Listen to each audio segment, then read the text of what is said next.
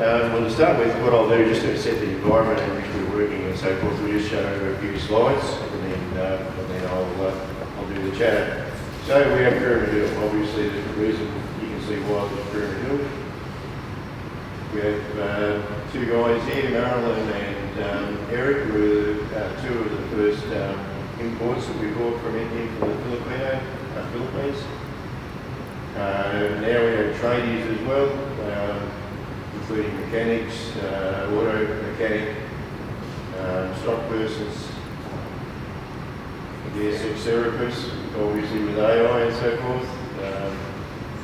Yeah. It's all fairly explanatory. Yeah, obviously we, on the bottom there you can see that we've diverse somewhat. Gary was saying about being diverse. Well, we're actually blessed with having a piggery in that there are many other things that you can actually connect to the piggery, and creating biogas is one of them. Also, we depackage product and so forth. We put through, I had the capacity to put through 50 tonnes a day of byproducts.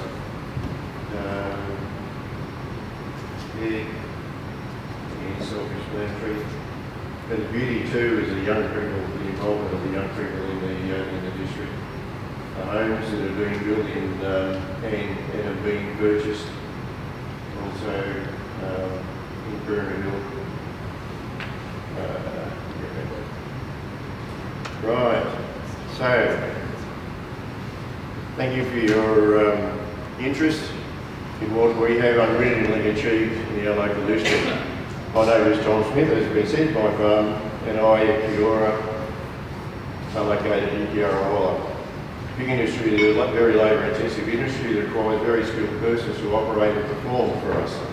My two sons, who now control the running of the companies, are the sixth generation farm in our area. Our forebears coming to Australia during the gold rush in the 1800s from Scotland. Fortunately, they didn't find gold, and fortunately, they were able to purchase from the government a block of ground and smart enough to be able to survive on it at Kiarawalla. This event is titled Show and Tell, and well, we've just done some of the showing. We recognise that labour is our biggest asset. Prior to the Filipino involvement on the farm, we really struggled with our efforts with labour. We won the Victorian Employee of the Year for the small to medium business in 2002 and a finalist in the Prime Minister's Employee of the Year, complimenting us on the training and effort we put into our staff. But we still struggled for quality, longer term employees. We were and still are well known with our pig industry for our production performance. So when we got good stock persons trained as they trained up, they would be pirated by other piggeries. So this and other employees just quitting after significant training was put into them made things very difficult and frustrating. Within the workplace, the Filipinos are active technicians and leaders involved in the genetics and selection of the best breeding stock, collection, processing of semen to the successful transition of a newborn piglet. The maternity ward, kindergarten, the kitchens making the meals with the 20 plus dietary formulations on the menu, and the preparedness for the pigs for the final destination, entailing quality assurance, best practice all the way through the process. Also construction, maintenance, auto electrician, mechanics, administration, waste product processing, biogas production and electricity production are other responsibilities they are involved in, and hopefully soon intensive horticulture. If you're a piggery now have staff that wish to work at the piggery, that is their chosen career, rather than the many Aussies who we've employed over the years who have chosen to work within the pig industry as a last resort.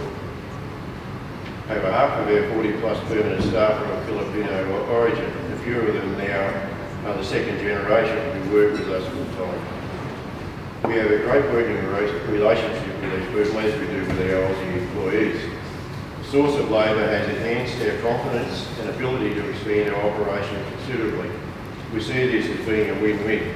The Filipinos are winning in that they have accepted the opportunity to live in the wonderful rural landscape of ours, and we have won because it allows our business to grow and prosper. With the Filipinos being migrated into Australia, the pirating of other piggeries of our top staff has reduced immensely due to the fact that they can also import quality staff. Filipinos have also assisted in setting the bar higher in regards to work and reliability due to their attitude, and us not being so desperate in having to employ those Aussies who really don't want to work and stay within our community. The true beauty about the success of the Filipino assimilating into our community was the efforts and humanity of people like the school principals. One who set up a financial support program to assist an employee to bring her children across, and teaching kids with no English speaking skills initially. The other school principal in the town has included Filipino type activities within the school curriculum, and also supported the Filipino community immensely. The local Lions Club assisted with furniture, etc. for the newcomers, and had them feel more than welcome. Even the local publican rallied with local support for income for a family whose young, fit and lean father, died of a heart attack. There are also many others, in fact, the whole community, who have assisted in the integration of the Filipinos into our community, including the shop servicing Filipino-specific foods. There are many heroes in this story, the Filipinos being amongst them. They have shown to be prepared to give much within the community as well. It is fantastic to have younger teenage Filipino kids take on leadership roles within our community activities, including at Fiesta, which our locals, Filipinos and Shire put much work into, and the event being a great success. These young people's enthusiasm is so precious. This also reflects on how well the community and leaders have given them the confidence to not feel out of place, and to have confidence in their abilities. Of these young people are those also excelling in music, in studies locally, and now at university. The Filipino community has added much to the wellness of our local community. The younger set, teenage schoolgoers, working as casuals in local shops, at the piggery and dairies on weekends and school holidays. The extra numbers of schools and sport clubs, and many being employed in other agricultural industry, is a great positive. Most houses in Pyramid Hill now have employed persons within them, rather than people on social benefits. This changes the fabric of our community no end. Plus we have the extra spending power within the community. There are now 2 new homes built, and one in the process by Filipinos, and another 10 homes have been purchased within the town. Such is the confidence of these guys that Pyramid Hill is where they wish to live and remain. These guys are showing us that even on moderate wages, you can still own your own home in good time, even today, and send money back to the Philippines to support families. They are doing it as us baby boomers did, save money and only spend on items that were necessary rather than want. I believe the main item with any successful assimilation is for there to be employment available to them, and or some worthy forms of keeping the immigrants occupied so they have self-worth. What is happening in Minyip is a typical example of the latter. I must add too that one must consider the nature of the migrants. I'm not sure that it would work if the nature of the Filipinos wasn't as pleasant as one with similar beliefs as ours. Being realistic, I'm sure that if they were of the culture where women were treated as furniture, for example, or their religious beliefs stifled assimilation, it would not have worked anywhere near as well.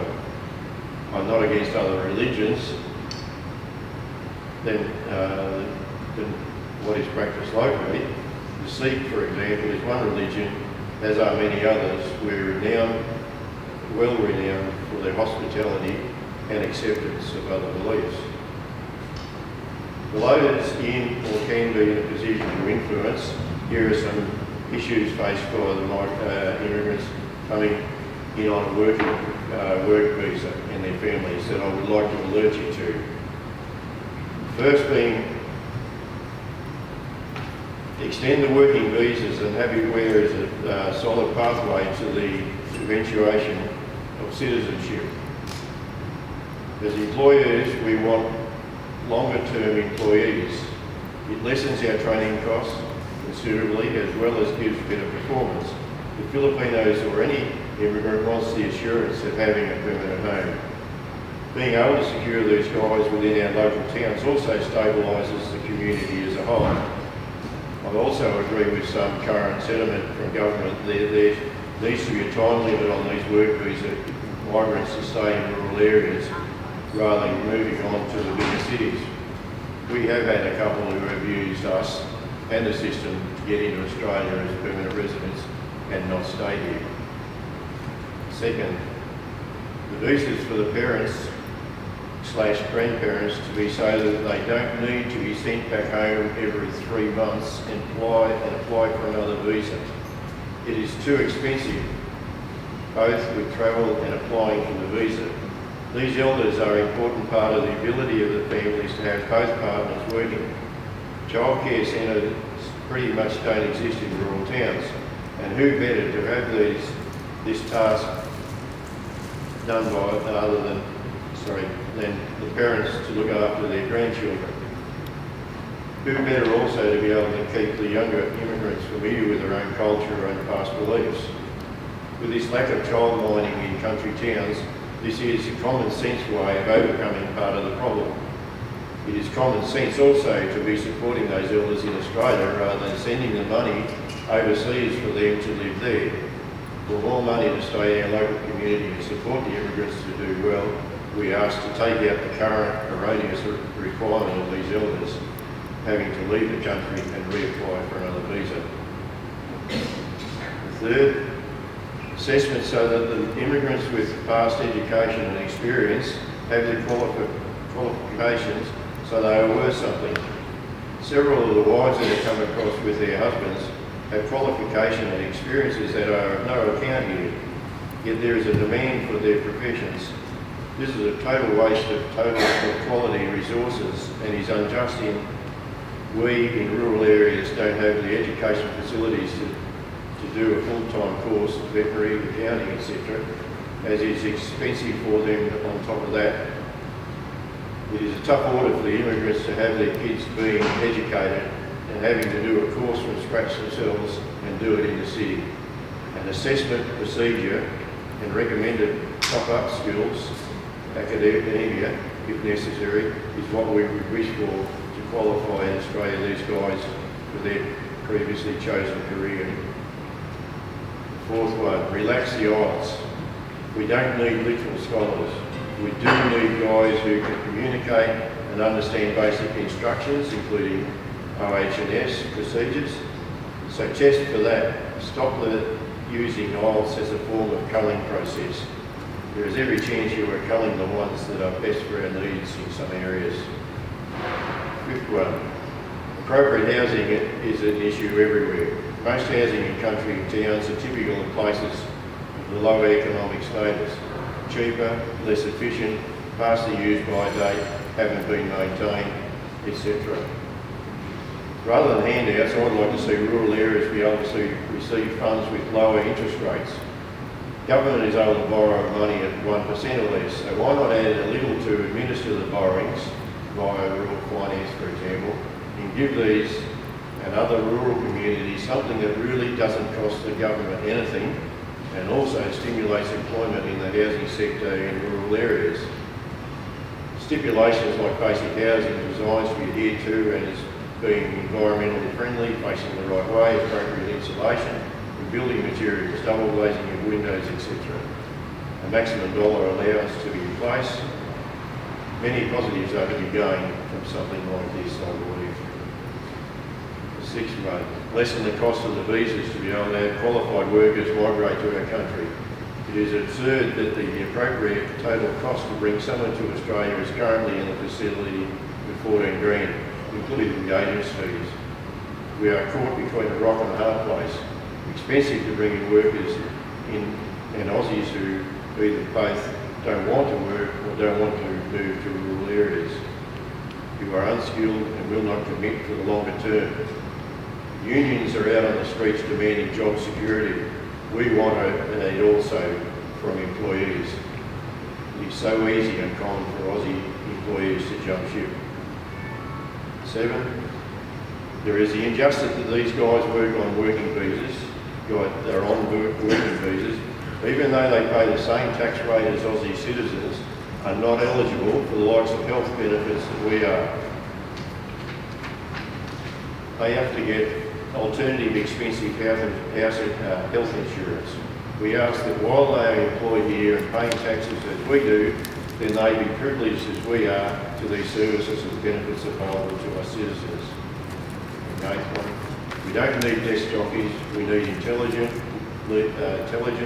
leadership, trade and hands-on skills. To have a diploma to be able to come here is not really what we want of all immigrants. For example, we need good qualified mechanics and welders. We don't need and can't use diploma qualified persons trained in management who don't necessarily have experience and hands-on skills. Skilled and experienced people, not so academically inclined, are also required. We at Kiora are not the heroes. We are but survivors, doing what we need to. Evolution is about reproduction and survival, as is business. Thank you for your attention.